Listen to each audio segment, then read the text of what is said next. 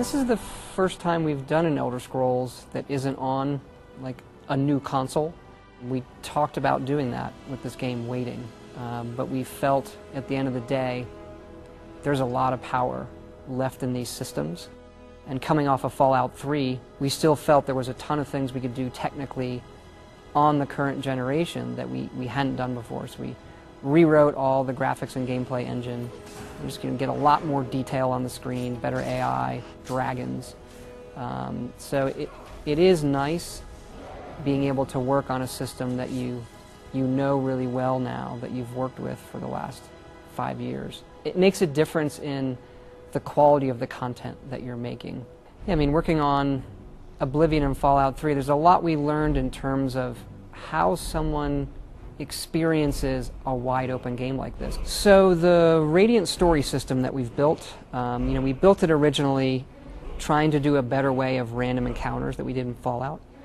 So we then built the system and decided every activity in the game should run through it because it was really powerful, every quest. We wrote a lot of quests that were frankly very generic. They came across generic. They didn't tell good stories. Well, let's not do that. So we're back to writing quests that have a lot of handcrafted stories, but then we can have elements within those quests be dynamic, whether they want to make locations dynamic based on what the player's done or certain characters. We also use it for little miscellaneous objectives. So for our main quest lines, they're still very, very hand-done with some Radiant/random elements. If you want to go off the beaten path or just cause violence in Skyrim, there are systems that react to that. We have a really nice crime system that we'll talk about later, and different types of jails. They're not all the same.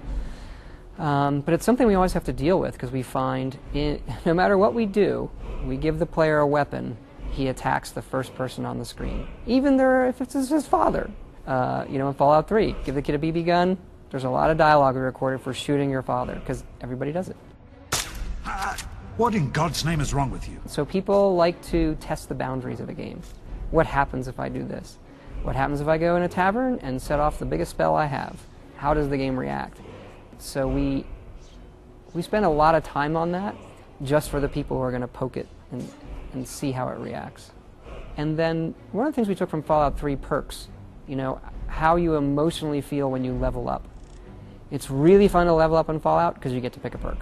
And they have flavor, and you get to do new things with them. So even though we had skill perks in Oblivion, we only had a few, you got them automatically. We've really expanded that this time. So when you level up, you get these really visually cool and deep perk trees that you get to pick from that let you do new things. And we're making the leveling go faster as well. The only choice you really make when you start is what you look like.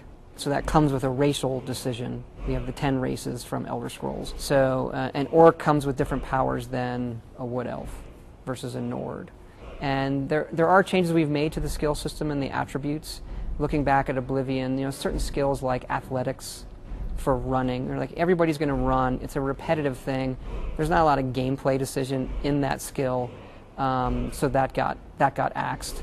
And a few others where we folded them in. In Oblivion, you increase your intelligence, and intelligence's main thing is to increase your magicka. Well, now when you level up, you can increase your magicka. That's an example. Or strength and what it does with melee weapons or carry weight. That's moved to other things that make more sense. So we had attributes originally in the game, and it just as we played